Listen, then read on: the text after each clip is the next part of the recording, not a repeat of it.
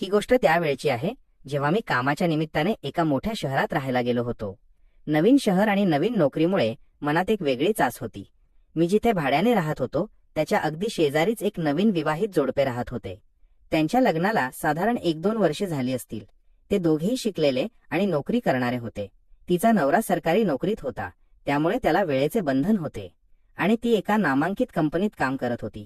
दोघेही सकाळी लवकर कामावर जात आणि संध्याकाळी दमून घरी परत येत. तिचा नवरा घरी आल्यावर दिवसभराच्या कामामुळे खूप थकून जात असे. त्याला विश्रांतीची गरज असे. त्यामुळे रात्री तो तिच्याकडे लक्ष देत नव्हता. दिवसभराच्या धावपळीनंतर त्याला लगेच झोप लागून जाई. त्यांच्या चेहऱ्यावरून त्यांच्या व्यस्त दिवसाची कल्पना येत होती. त्यामुळे ती घरी एकटी आणि असमाधाने राहत असे. तिच्या डोळ्यात एक प्रकारची उदासी जाणवत असे. मला त्यांची परिस्थिती बघून थोडे वाईट वाटत असे. त्यांच्या चेहऱ्यावरचे हास्य फारच क्वचित दिसत असे. मला वाटत असे की त्यांच्या सुखी संसारावर कुठेतरी नजर लागली आहे. दोघेही चांगले असूनही त्यांच्यात एक प्रकारचे अंतर जाणवत होते. मी त्यांच्या वैयक्तिक आयुष्यात ढवळाढवळ करू शकत नव्हतो, पण त्यांची अवस्था बघून माझे मन दुःखी होत असे. मला त्यांच्याबद्दल सहानुभूती वाटत असे. पण आता मात्र तिला रात्री झोप लागत नव्हती. तिच्या मनात एक प्रकारची अस्वस्थता घर करून राहिली होती. ती हतबलतेने तडफडत असे, पण आपल्या भावना व्यक्त करू शकत नव्हती. तिच्या डोळ्यात उदासी स्पष्ट दिसत होती. असेच दिवस चालले होते आणि ती मनाला बळ देऊन जगत होती. आपल्या गरजा आणि इच्छा दाबून ती यंत्रवत जीवन जगत होती. तिच्या चेहऱ्यावर एक प्रकारची निराशा आणि हतबलता कायमची राहिली होती. त्या महिलेचे नाव प्राजक्ता होते. ती दिसायला खरोखरच फार सुंदर होती. तिचे मोठे बोलके डोळे आणि लांब काळे केस तिच्या सौंदर्यात भर घालत होते. ती दिसायला अतिशय आकर्षक होती. तिला पाहिल्यावर कोणीही सहज भुरळ पडेल असे तिचे रूप होते. आणि ती फक्त सुंदरच नव्हती तर हुशारही होती. तिच्या बोलण्यात एक प्रकारची चतुराई आणि समजूतदारपणा होता. पण प्राजक्ताची नजर मात्र स्थिर नव्हती. ती नेहमी इकडे तिकडे पाहत असे. जणू ती सतत तिला आनंद देणाऱ्या संधीचा शोध घेत असे. तिच्या डोळ्यात एक प्रकारची आशा आणि उत्सुकता नेहमी दिसत असे. तिला नेहमी आनंद देणारा कोणीतरी हवा होता. आणि माझ्याकडेही तिने असेच 2-3 वेळा पाहिले होते. तिच्या त्या चोरट्या नजरेत एक प्रकारची ओढ आणि अपेक्षा मला जाणवली. तेव्हाच मला वाटले की ही जितकी साधी दिसते तितकी नाही. तिच्या डोळ्यात एक चंचलता आणि इच्छा लपलेली होती जी कधीतरी बाहेर येणार होती. तिच्या त्या शोधक नजरेला माझी नजर भिडवून मीही तिला पटवण्याचा प्रयत्न करू लागलो. माझ्या डोळ्यात तिच्यासाठी ओढ दाखवत होतो, पण तिला पटवणे एवढे सोपे नव्हते. तिच्या मनात एक संभ्रम होता जो तिला लवकर निर्णय घेऊ देत नव्हता.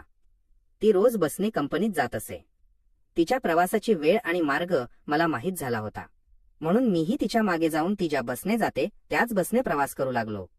मला तिच्यासोबत थोडा वेळ घालवायचा होता आणि तिच्या मनात माझ्याबद्दल विश्वास निर्माण करायचा होता. मी बसमध्ये जाऊन तिच्या शेजारीच उभा राहू लागलो. सुरुवातीचे काही दिवस ती माझ्या नजरेशी नजर मिळवत नव्हती. ती संकोच करत होती आणि माझ्याकडे बघणे टाळत होती. पण मी धीर सोडला नाही आणि रोज तिच्या मागे त्याच बसमध्ये जाऊ लागलो. माझ्या मनात तिला जिंकण्याची प्रचंड इच्छा होती. एके दिवशी सकाळी तिने सर्व कामे आटोपून बसच्या वेळेस तयार होऊन स्टॉपवर हजर झाली आणि मीही सगळे आटोपून तिच्या मागे गेलो. त्या दिवशी बस वेळेवर आली नव्हती आणि आम्ही दोघेही बसची वाट बघत उभे होतो. त्या अनोळखी गर्दीत आम्ही दोघेच जण होतो. वातावरणात शांतता होती. आम्ही दोघेही अस्वस्थपणे बसची वाट पाहत होतो. माझ्या मनात तिला बोलण्याची संधी होती. मला तिच्याशी मनमोकळे बोलायचे होते आणि तिच्या मनात माझ्याबद्दल काय आहे हे जाणून घ्यायचे होते. माझे हृदय जोरजोरात धडधडत होते आणि मी त्या संधीची आतुरतेने वाट पाहत होतो. बस स्टॉपवर उभे असताना मी तिच्याकडे टक लावून पाहू लागलो. माझ्या डोळ्यात तिच्याबद्दलची ओढ स्पष्ट दिसत होती. तीही माझ्याकडे बघत होती. तिच्या डोळ्यात एक प्रकारची उत्सुकता आणि हलकासा ओलावा होता आणि अचानक तिने माझ्याकडे पाहून मला जवळ येण्याचा इशारा केला. तिच्या त्या अचानक इशाऱ्याने माझे हृदय धडधडू लागले. माझे मन उत्सुकतेने भरून आले आणि मी हळूच तिच्याजवळ गेलो. माझ्याजवळ येताच ती मला उत्सुकतेने म्हणाली, "तू इकडे रोज कोणत्या कंपनीत कामाला जातोस?" तिच्या त्या पहिल्याच प्रश्नाने मी थोडा गोंधळलो, पण लगेच सावरले आणि उत्तर दिले, "मीही एका कंपनीत कामाला आहे. तुझ्या कंपनीपासून थोडे पुढे गेल्यावर माझी कंपनी आहे." माझे उत्तर ऐकून ती समाधानी झाली आणि म्हणाली, "अच्छा, ठीक आहे." त्यानंतर आम्ही मोकळेपणाने बोलू लागलो. वातावरणातील संकोच आता पूर्णपणे दूर झाला होता. गप्पांच्या ओघात तिने मला विचारले, "तुझे लग्न का झाले नाही अजून?" तिच्या त्या वैयक्तिक प्रश्नाने मी क्षणभर विचार केला आणि मग तिला सरळ सांगितले, अजून मला आवडेल अशी मुलगी सापडली नाही. माझ्या त्या उत्तरावर तिने माझ्या डोळ्यात डोळे घालून पाहिले. तिच्या त्या नजरेने माझे मन अस्वस्थ झाले. तिच्या त्या बोलण्यावर मी हसून म्हणालो, अशी मुलगी हवी जी सुंदर असेल. माझ्या डोळ्यात तिच्याबद्दलचे आकर्षण स्पष्ट होते. माझे उत्तर ऐकून ती हलकेच हसत म्हणाली, जशी मी. तिच्या त्या बोलण्याने माझे मन उत्सुकतेने भरून आले. मी तिला हसून हो म्हणालो. ती थोडीशी लाजत म्हणाली, मी एवढी सुंदर आहे का? तिच्या त्या प्रश्नावरील मी तिला विश्वासाने म्हणालो, तू खूप सुंदर आहेस. खरोखर. माझ्या त्या स्पष्ट उत्तरामुळे तिच्या चेहऱ्यावर आनंदाची लाली पसरली. ती हळू आवाजात म्हणाली, नक्कीच मिळेल. तुला सुंदर मुलगी लवकरच. तिच्या त्या बोलण्याने माझे मन आनंदाने भरून गेले. तेवढ्यात बस आली आणि आम्ही बसमध्ये चढलो. बसमध्ये खूप गर्दी होती. आम्हाला उभे राहावे लागले. असे घडले की ती माझ्या समोर आणि मी तिच्या मागे उभा होतो. मी तिला हलकेच चिकटून उभा होतो. खरोखर काय क्षण होता तो. मला फार बरे वाटत होते आणि मी तिच्याशी हळू चाळे करत होतो. पण ती नकार देत नव्हती. तिच्या त्या मुक्या संमतीने माझे मन चाळवले गेले आणि तीही त्या क्षणाचा आनंद घेत होती. तिच्या चेहऱ्यावर एक लाजरा हास्य होते आणि डोळ्यात चमक होती. मला तिचे इशारे समजले आणि मग आम्ही आमचा थांबा येईपर्यंत चोरून मजा केली. त्या गर्दीतही आम्ही दोघे एका वेगळ्याच जगात हरवून गेलो होतो आणि तिने जाताना मला एक प्रेमळ नजर टाकली आणि बाय करून निघून गेली. मीही तिला बाय केले आणि कंपनीत गेलो. पण माझे मन कामात लागत नव्हती. सारखे तिचेच विचार माझ्या डोक्यात येत होते. तो बसमधला क्षण माझ्या डोळ्यांसमोरून जात नव्हता. तिच्या स्पर्शाची ऊब आणि तिची लाजरी नजर मला अस्वस्थ करत होती. आता मात्र मला तिची ओढ लागली होती. तिच्याशिवाय मला चैन पडत नव्हते. आता काहीही करून मला तिला मिळवायचे होते. तिच्याशिवाय माझे आयुष्य अपूर्ण वाटत होते. त्यानंतर मी संध्याकाळी घरी आलो आणि मी तिला माझ्या खोलीतून चोरून पाहत होतो. तीही मला पाहण्यासाठी आत बाहेर हिंडत होती. ती त्या दिवशी खूप खुश दिसत होती. तिच्या चेहऱ्यावर आनंद आणि डोळ्यात प्रेमळ चमक होती आणि जणू ती माझ्याशी नजरेतूनच बोलत होती. त्या शांत नजरेत खूप काही लपलेले प्रेम आणि ओढ होती. माझे मन तिचे भेटीसाठी आतुर झाले होते. आमच्या दोघांच्या नजरा एकमेकांना काहीतरी सांगण्याचा प्रयत्न करत होत्या. त्या रात्री मी रात्रभर झोपलो नाही. सारखे तिचेच विचार येत होते. तिच्या हास्याची आणि स्पर्शाची आठवण मला बेचैन करत होती. पहाटे कधी झोप लागली ते मला कळले नाही. दुसऱ्या दिवशी पुन्हा आम्ही कामावर जाण्यासाठी बस स्टॉपवर निघालो. दोघेही सोबतच घराबाहेर पडलो. त्यामुळे दोघांनी एकमेकांना हसून गुड मॉर्निंग केले आणि सोबत बोलत निघालो. बस स्टॉपवर पोहोचल्यावर मी हिम्मत करून तिचा नंबर मागितला. मला वाटले होते की ती सहज नंबर देणार नाही. पण तिने काही हरकत न करता लगेच नंबर दिला. तिच्या त्या प्रतिक्रियेने माझे मन आनंदाने भरून आले आणि मग आम्ही बसने कंपनीत गेलो. पण माझे कामात मन लागत नव्हते. माझ्या डोक्यात फक्त तिचेच विचार घोळत होते. तिच्यासोबत झालेल्या भेटीची ओढ आणि तिच्या नंबरचा आनंद मला स्थिर बसू देत नव्हता. माझे मन आता तिला फोन करण्यासाठी आतुर झाले होते. तिच्या आवाजाची ओढ लागली होती. कामातून वेळ काढून तिला कधी मेसेज करू आणि कधी तिचे उत्तर येईल या विचारात माझा दिवस अस्वस्थपणे गेला. मला आता तिला लवकर भेटायचे होते आणि माझ्या मनातील प्रेम तिच्यापुढे व्यक्त करायचे होते. माझे मन उत्सुक आणि धडधडणारे झाले होते. संध्याकाळी घरी आलो आणि गरम चहा बनवला. चहाचा घोट घेताना मला तिची आठवण येत होती आणि मी तिच्या स्वप्नात हरवून जात होतो. चहा पिताना माझ्या चेहऱ्यावर हलके हास्य होते. नंतर मी जेवण केले आणि झोपताना तिच्या विचारात गढून गेलो. तिला मेसेज करावा का असा विचार येत होता. पण तिचा नवरा जवळ असेल तर नको म्हणून मी मेसेज केला नाही. पण तिचा मेसेज येईल का म्हणून मी मोबाईल जवळ ठेवून तिच्या उत्तराची वाट पाहत होतो. माझे मन आतुर झाले होते. 11:30च्या सुमारास तिचा मेसेज आला. काय करतो आहेस असा प्रश्न होता. मी तिला हळूच काही नाही म्हणालो. ती म्हणाली, झोप येत नाही का? मी उसासा टाकत म्हणालो, हो, झोप येत नाही. ती म्हणाली, काय येत नाही झोप? मी लाजत म्हणालो, कळत नाही, पण कोणाचे तरी विचार मनात येत आहेत.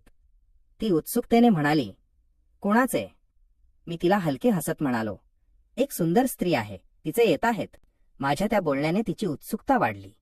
ती हसून म्हणाली, माझ्यासारखी? मी लगेच म्हणालो, हो, अगदी तुझ्यासारखी. ती लाजत म्हणाली, ती कुठे राहते?